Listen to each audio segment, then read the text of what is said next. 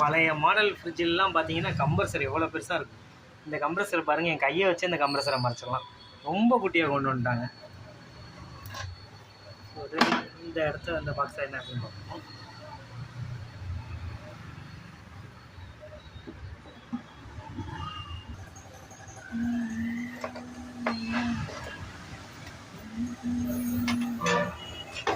பார்க்க நல்லா இருக்குல்ல. நம்ம நார்மலாக சிங்கிள் டோர் பிசிபி இன்வெர்டர் பிசிபியில் வந்து இந்தளவுக்கு காம்பனன்ட்ஸ் இருக்காது, கொஞ்சம் கம்மியாக இருக்கும்.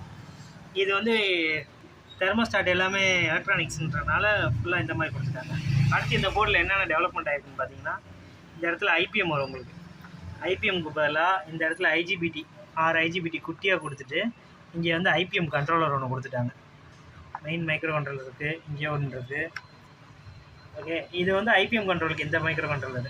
இது வந்து பார்த்திங்கன்னா மற்ற வேலைகள்லாம் பார்க்கும். அதாவது கூலிங் எவ்வளோ டெம்பரேச்சர் இருக்குது, எப்படி கட் ஆஃப் பண்ணுறது, display line, LED light connections எல்லாமே இதுலேருந்து வரும்.